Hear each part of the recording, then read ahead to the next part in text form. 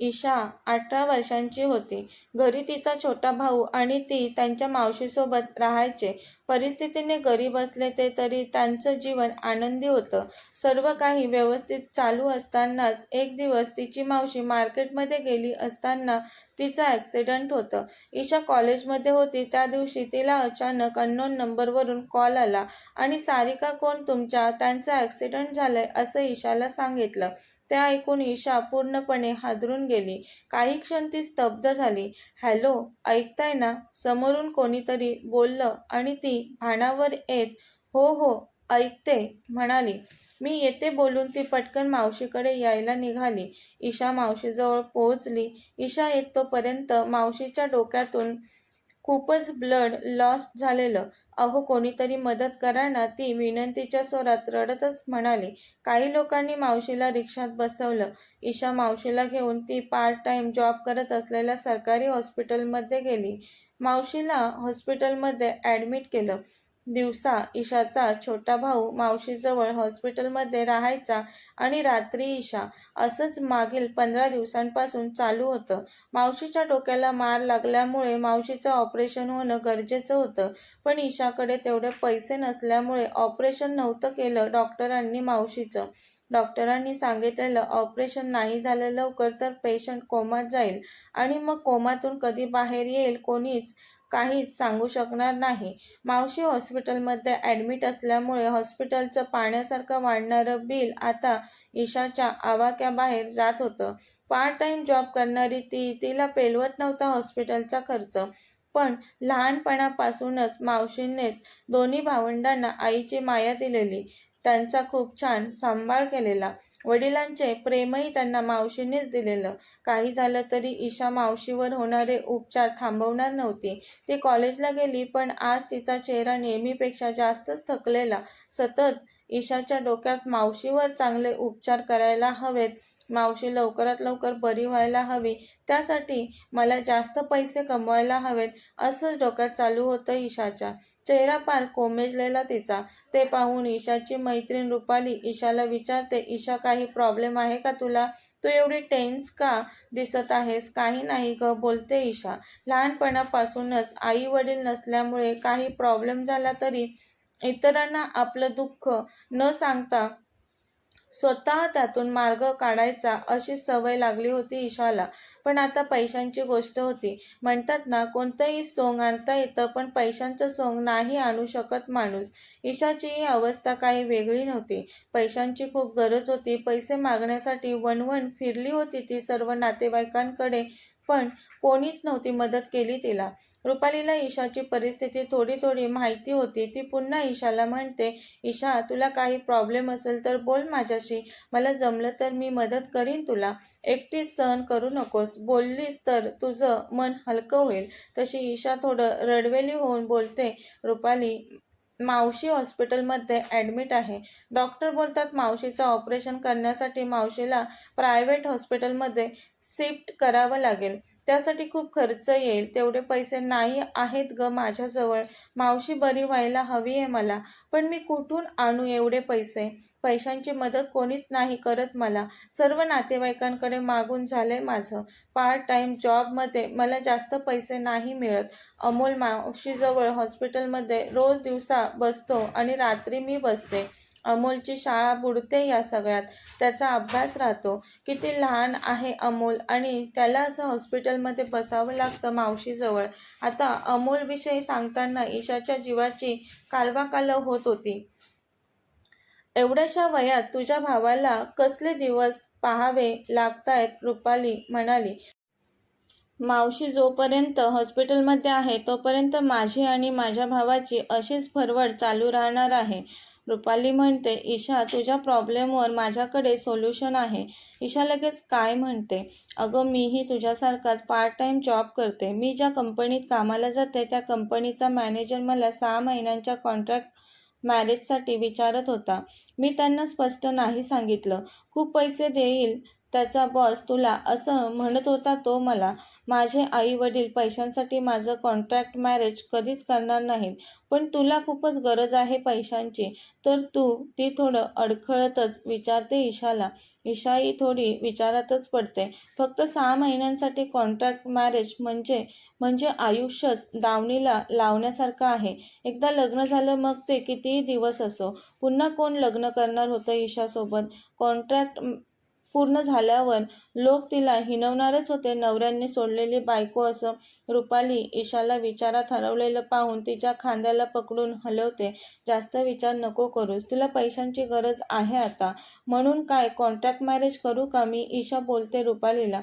तिच्या डोळ्यातून अश्रू येतात बोलताना. बघ, विचार कर, रुपाली म्हणते ईशाला. तू मला तुझा निर्णय उद्यापर्यंत सांग. एवढं बोलून रुपाली तिच्या समोरून निघून जाते. ईशा विचार करत कितीतरी वेळ एका जागेवर बसून होती. शेवटी उठली आणि असहाय्यपणे ती घरी जायला निघाली. घरी आल्यावर रात्रीच्या जेवणासाठी पटकन तिने वरण भाताचा कुकर लावला. रात्री तिला हॉस्पिटलमध्ये जायचं होतं. अमोल दिवसभर थकला असेल, त्याला घरी सोडायला हवं या विचाराने तिची खूपच घाई चाललेली. ती पटकन तिच्यासाठी आणि मावशीसाठी वरण भात डब्यात भरते आणि अमोलसाठी थोडा ठेवून हॉस्पिटलला जायला निघते. या सगळ्या धावपळीत कोमेजून गेलेली फुलासारखी ईशा. ईशाला हॉस्पिटलमध्ये आलेलं पाहून अमोल पटकन ईशाजवळ धावला. ताई, आलीस तू? मावशी बघ ना, आजही नाही बरी झाली. ताई, कधी उठून बसेल आपली मावशी? कधी चालेल ती? मी सिस्टरला विचारलं, मावशी कधी बरी होणार पहिल्यासारखी? तर सिस्टर म्हणाली, होईल लवकरच तुझी मावशी बरी. मग का नाही होत बरी आपली मावशी? तो निरागसपणे विचारत होता तिला. ती किंचित चेहऱ्यावर हसू आणून त्याला म्हणाली, लवकरच बरी होईल आपली मावशी. तू टेन्शन नको घेऊस. तू आता घरी जा बरं. आणि शेजारच्या अरुणकडून आज सरांनी शाळेत काय शिकवलंय तो अभ्यास घे. अरुणला तुझ्या सोबतीला झोपायला बोलव. हो ताई. म्हणून अमोल घरी गेला. ती फक्त एवढ्या लहान तिच्या छोट्या भावाकडे पाहतच राहिली. लहान होता तरी किती समजूतदार होता तो. तिला खरंच खूपच मोठमोठ्याने रडावं वाटत होतं, पण आजूबाजूला पाहत तिने स्वतःला सावरलं. हे असं किती दिवस चालणार? मलाच काहीतरी करायला हवं. मी माझ्या स्वतःचा विचार केला तर माझ्या भावाचं बालपण या सगळ्यात भरडलं जाईल. तिला रुपालीने तिच्यासमोर ठेवलेला कॉन्ट्रॅक्ट मॅरेजचा प्रस्ताव आठवला तरी तिचं मन कॉन्ट्रॅक्ट मॅरेजसाठी धजावत नव्हतं. ती आता मावशीजवळ येऊन बसली. सरकारी हॉस्पिटलमध्ये तिची मावशी ॲडमिट असली तरी सर्व औषधं बाहेरूनच आणायला सांगत होते डॉक्टर ईशाला. चांगल्या उपचारांसाठी प्रायव्हेट हॉस्पिटलमध्ये शिफ्ट कर लवकर मावशीला तुझ्या, असंही सांगत होते डॉक्टर. तिची मावशी लोखंडाच्या खाटवर मळकटलेल्या जुन्या चादरवर पडून होती. ईशा आल्याचं कळताच मावशी थोडी हालचाल करू लागली. एकटक ईशाकडे पाहून रडू लागली. मावशी, रडू नकोस बोलून ईशाने मावशीचे लगेच डोळ्यातून आलेले अश्रू पुसले. मावशी, तू लवकरच बरी होणार आहेस. चेहऱ्यावर थोडं हसू आणत ईशा म्हणाली मावशीला. ईशा, मामाला कॉल केलेलास का? मावशीने विचारलं. हो, ईशा म्हणाली. मग काय म्हणाला तुझा मामा? येतोय ना तो मला बघायला? पैशांचं बोललीस का त्याला? शरीरात त्राण नव्हते मावशीच्या, पण भावाच्या आठवणीने होतं नव्हतं तेवढं अवसान एकवटलं मावशीने शरीरात आणि ती ईशाला विचारत होती खूप आशेने. मावशी, नाही येणार मामा. माझ्याजवळ पैसे नाहीत असं म्हणाला तो. तसं मावशीने निराशेने, काय असं म्हणाला मामा? म्हटलं. मावशीला निराश झालेलं पाहून ईशा पटकन म्हणाली, मावशी, तू नको ग टेन्शन घेऊ. मी आहे ना अजून. मी नाही तुला अशी हॉस्पिटलमध्ये पडून ठेवणार. पैशांचं काहीतरी करेल मी. तुझं ऑपरेशन लवकरच होईल. आपण पुन्हा पहिल्यासारखं आनंदी एकत्र राहू. ईशा, मी काय म्हणते, माझ्यासाठी कशाला करते तू एवढी धावपळ? किती पैसे लागतात? मी हॉस्पिटलमध्ये असल्यापासून सर्व पैसे तू माझ्यावर खर्च करत आहेस. नको करूस माझ्यावर सर्व पैसे खर्च. तुझं आणि अमोलचं भविष्य आहे तुझ्यापुढे. मला नाही वाटत मी बरी होईल. मला गावी नेऊन ठेव. उगाच माझ्यामुळे तुला होणारा त्रास नाही पाहावत मला. मावशी, असं नको ग बोलूस. तू आमच्यासाठी लग्न नाही केलंस. आमची आई होऊन आम्हाला पोटच्या मुलांसारखं जपलंस. लहानाचं मोठं केलंस तू. फक्त आम्हाला आईचीच माया नाही दिलीस तर वडिलांचंही प्रेम दिलंस. आणि तू म्हणते मला गावी नेऊन ठेव. मला काहीही करावं लागलं तुला बरं होण्यासाठी तरी माझी तयारी आहे. तू असं काहीही पुन्हा बोलू नकोस. तुला मी काहीच होऊ देणार नाही. तू बघच, तू ठणठणीत बरी होऊन स्वतःच्या पायांनी घरी चालत असेल. तू फक्त असा निगेटिव्ह विचार करणं बंद कर. हिंमत ठेव. तुझी ईशा असताना तू कसलंच टेन्शन घेऊ नकोस. जास्त विचार करू नकोस. मी आहे ना, मी पाहीन सर्व काही. ईशाचं बोलणं ऐकून मावशीला भरून येतं. मावशी म्हणाली, ईशा, मामाला सांगितलंस तू तरी त्याला माझ्याविषयी काहीच नाही वाटलं. त्याला प्रेमच नाही राहिलं आता माझ्याविषयी. मावशी, तू कशाला मामाचा विचार करतेस? तुझ्या या परिस्थितीतही मामा तुझा विचार नाही करत. मग तू त्याचा विचार करून स्वतःला त्रास करून नको घेऊस. तू शांत पडून राहा. मी वरण भात आणलंय, तो आपण खाऊ. मी आलीच डॉक्टरांना भेटून. बोलून ईशा डॉक्टरांच्या केबिनमध्ये गेली. हॅलो डॉक्टर, मावशीची तब्येत कशी आहे आता? ती विचारत होती डॉक्टरांना. डॉक्टर म्हणाले, त्यांचं ऑपरेशन लवकरात लवकर करावं लागेल, नाहीतर त्या कोमात जाऊ शकतात. एकदा का त्या कोमात गेल्या की पुन्हा कधी शुद्धीवर येतील कोणीच काहीच नाही सांगू शकणार. मी तुला अगोदरच सांगितलंय तसं ईशा. डॉक्टर, प्लीज दुसरा काहीतरी मार्ग काढा ना. ऑपरेशनसाठी पैसे नाहीत माझ्याजवळ. सॉरी ईशा, पण आपल्या हॉस्पिटलमध्ये ऑपरेशन असतं. झालं असतं तर मी मोफत केलं असतं. प्रायव्हेट हॉस्पिटलमध्ये खर्च येणारच तुला. किती खर्च येईल डॉक्टर साधारण? ती विचारते. 5 लाख रुपये खर्च येईल. डोक्याचं ऑपरेशन असल्यामुळे खूपच बारकाईने करावं लागणार आहे. काय? 5 लाख? एवढे पैसे? ती आता डॉक्टरांच्या केबिनमधून बाहेर येऊन बसली. एवढे पैसे कुठून आणू मी? मी मावशीला बोलली मी आहे, पण 5 लाख एवढे पैसे कुठून आणू मी? तिला काही सुचत नव्हतं. तिने लगेच फोन काढला पर्समधून आणि रुपालीला कॉल केला. रुपाली, मी उद्या येईल तुझ्या कंपनीत तुझ्या मॅनेजर सरांना भेटायला. तू त्यांना आत्ता सांगून ठेव मी भेटायला येणार आहे असं. रुपाली ठीक आहे म्हणाली. दुसऱ्या दिवशी ईशा रुपालीसोबत तिच्या कंपनीच्या ऑफिसमध्ये आली. रुपालीने ईशाची मॅनेजर सरांशी भेट घालून आणली. ईशा मॅडम, तुम्ही निर्णय घाईत घेण्याची घाई करू नका. 6 महिन्यांसाठी फक्त तुम्हाला लग्न करायचं आहे आमच्या बॉससोबत.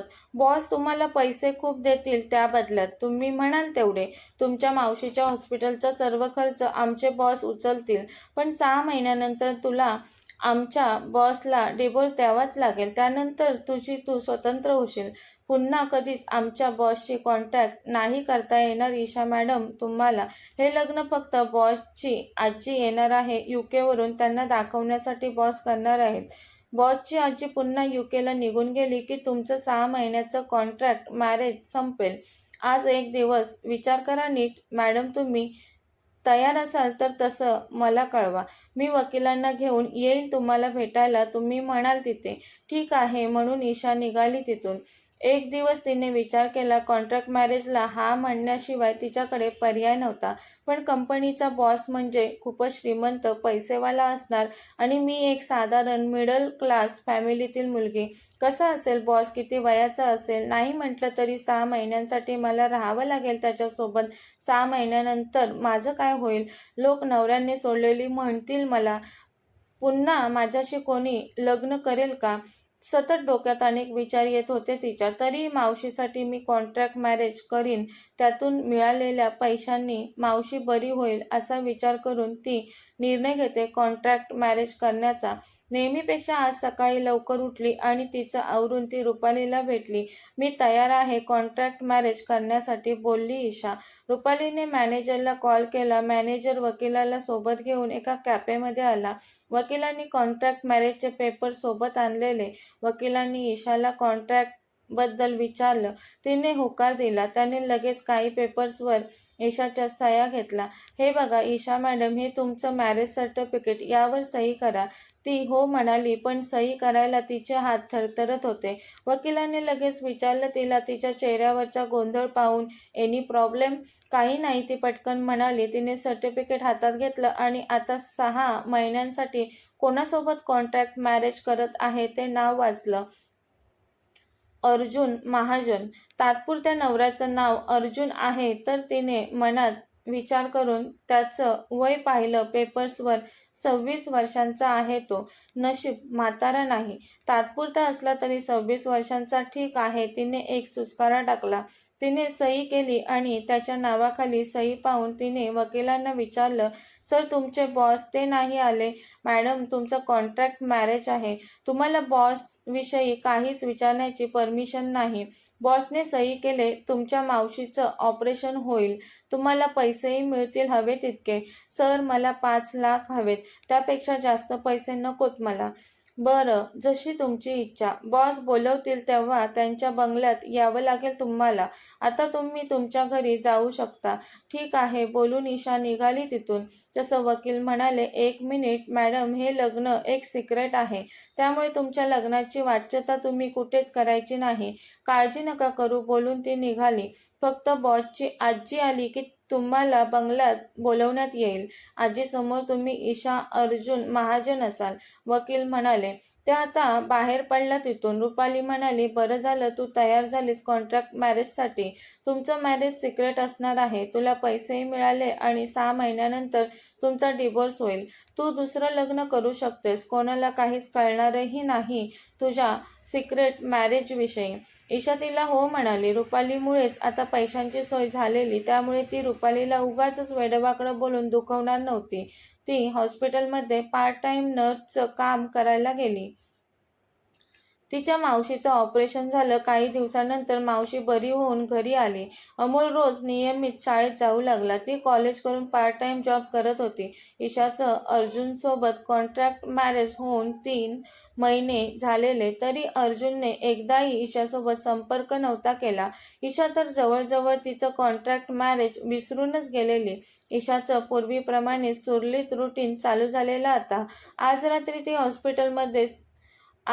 ती हॉस्पिटलमधून सुटली आणि घरी जायला निघालेली. आज तिला खूपच उशीर झालेला घरी निघायला. ती रिक्षा पाहत होती घरी जाण्यासाठी. तेवढ्यात वाटेत काही गुंड तिला एकटीला पाहून तिच्या मागे आले. ती घाबरून मोठमोठी पावलं टाकून जाऊ लागली तिथून. पण ते गुंड तिच्या मागे येत तिला, थांब थांब, अशी का पळतेस पुढे? कुठे जायचं आहे तुला? आम्ही सोडतो तुला तुझ्या घरी. चल आमच्यासोबत. बोलून ते एकमेकांकडे पाहून विचित्रपणे हसत तिच्या मागे लागतात. ती आता पळतच सुटलेली. तेही तिच्या मागे वेगाने पळत होते तिला पकडायला. तेवढ्यात तिच्यासमोर अचानक वेगाने कार आली आणि ती कारला धडकली. कार ड्रायव्हरने थांबवली म्हणून, नाहीतर आज तिचा ॲक्सिडेंट झालाच असता. ड्रायव्हर चिडून कार बाहेर पाहत म्हणाला, ओ मॅडम, जीव नकोसा झालाय का तुम्हाला? मरायचं आहे तर दुसऱ्या कुठेतरी जाऊन जीव द्या ना. इथे कशाला आलात मला लटकवायला? प्लीज मला वाचवा. ती त्या ड्रायव्हरला हात जोडून म्हणाली. कारमध्ये मागे बसलेला अर्जुन महाजन म्हणाला, समीर कोण आहे? अगोदरच तो कशाने तरी खूपच परेशान होता. त्याला हॉस्पिटलमध्ये जायचं असतं. कसं तरी ड्रायव्हरला म्हणतो तो, समीर मला लवकरात लवकर हॉस्पिटलमध्ये घेऊन चल. हो बॉस. पण ईशा पुन्हा ड्रायव्हरला विनंती करते, प्लीज मला वाचवा. तुमच्या कारमध्ये घ्या मला प्लीज, नाहीतर हे नालायक लोक मला सोडणार नाहीत. Please please. ड्रायव्हर पाहतो काही अंतरावरती गुंड प्रवृत्तीची मुलं उभी होती. कार थांबलेली पाहून ते काही अंतरावर थांबलेले. मागे बसलेला अर्जुन पुन्हा बोलतो, समीर कोण आहे? बॉस, एक मुलगी आहे, मदत मागते, कारमध्ये घ्या म्हणत आहे. ठीक आहे, घे तू तिला आत, अर्जुन बोलतो. तो त्याच्याच वेदनेत असतो. त्याला कोणीतरी मुद्दाम ड्रग्ज दिलेले. त्यामुळे तो गळ्यातील टाय लूज करतो. खूप अस्वस्थ असतो तो. कधी एकदा ड्रग्जचा असर कमी करण्यासाठी हॉस्पिटलमध्ये पोहोचतोय असं झालेलं त्याला. ती आता त्याच्या बाजूला बसते, पण त्याने साधं तिच्याकडे पाहिलं सुद्धा नव्हतं. तो खूपच अजीब वर्तन करत होता ते तिने पाहिलं आता. ती मनातच हे असे का करत आहेत? काय होतंय यांना? ती न राहून काही वेळाने विचारते अर्जुन महाजनला, सर तुम्हाला काही होत आहे का?